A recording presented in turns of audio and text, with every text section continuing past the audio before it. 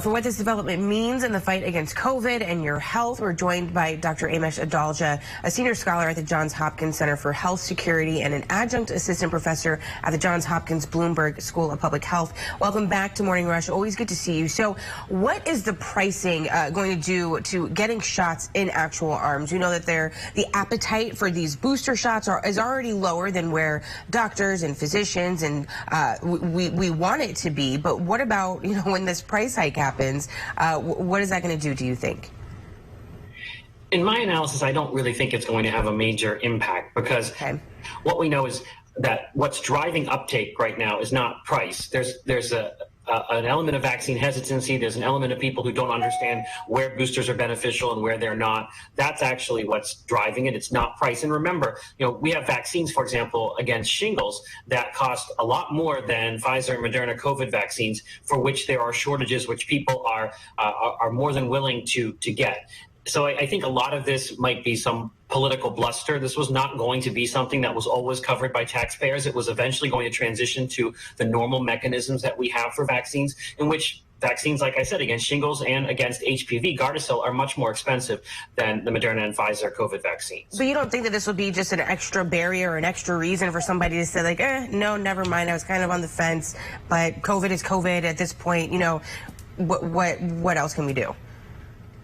Well, I think that most insurance companies are going to cover this. This is going to be a standard vaccine that's covered. There's certain rules about insurance that Obamacare put into place that if a vaccine is endorsed by the ACIP, then insurance companies have to cover it. And that certainly will be the case for most commercial insurers, Medicare, Medicaid. The people that are uninsured, I think there are going to be ways to actually get them the vaccine if they need to. There are going to be programs that companies have in place. But I don't think that price is what's holding back that 35% of the U.S. population that's not vaccinated. I think we have a more fundamental problem here, and I think this is kind of a little bit of a distraction. And I think Moderna and Pfizer we want people to be commercially engaged in making vaccines for emerging infectious disease.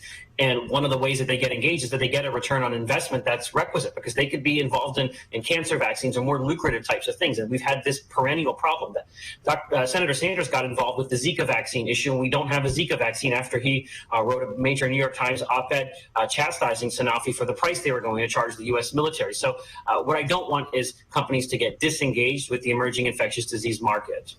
Interesting. So with all that being said, we have been seeing overall, like Alex mentioned, less people getting COVID boosters.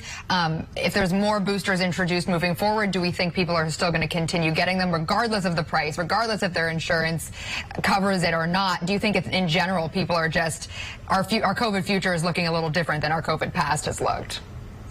I definitely think it's looking different because many people are protected against severe disease by the current vaccines. And what we need to do with boosters is actually target those to individuals that are high risk, people that are above the age of 65, diabetics, obese, high blood pressure, cardiovascular disease, lung disease, pregnancy, immunocompromised status. That's where we actually get benefit from those boosters in terms of prevention of severe disease, hospitalization, and death. And most of those people are not going to have some kind of price issue that prohibits them because they're going to be covered by Medicare, Medicaid, or other insurance companies.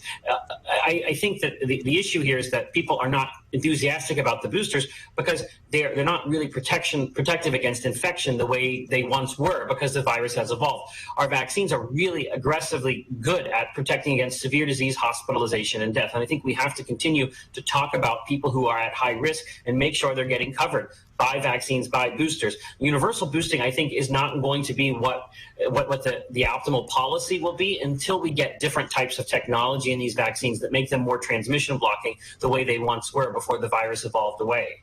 Right. So the majority in the new House Representatives has expressed a desire not to spend more money on the fight against COVID.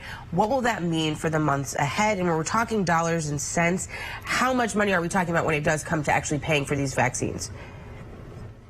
Well, I think what we need to make sure is that Congress doesn't lose the opportunity to actually have a proactive policy towards infectious diseases. In COVID-19, that public health emergency is likely to wind down over the next couple of months, and it's going to be less of an issue. But what we don't want is when things leave the headlines that Congress becomes very reactive and very passive, and the next infectious disease emergency isn't available. Right now, they need to start to transition some of the drugs that are only available on emergency use authorization to the commercial market before they don't spend money on them, because right now there are only certain ways you can get some of these drugs. For example, Paxlovid is only available on emergency use authorization. That needs to be transitioned before Congress stops funding it, because there's no other way to get it if it's under emergency use authorization.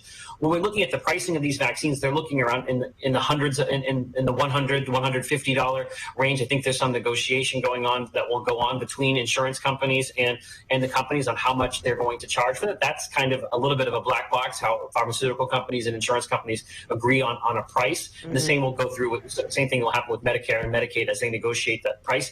But I don't think this is going to be an outsized price. As I said, it's going to be less than the shingles vaccine, less than the HPV vaccine, which people do readily get. Right. All right, Dr. Amish Adalja, thank you so much, as always, for joining us. Really appreciate your time. Thanks for having me.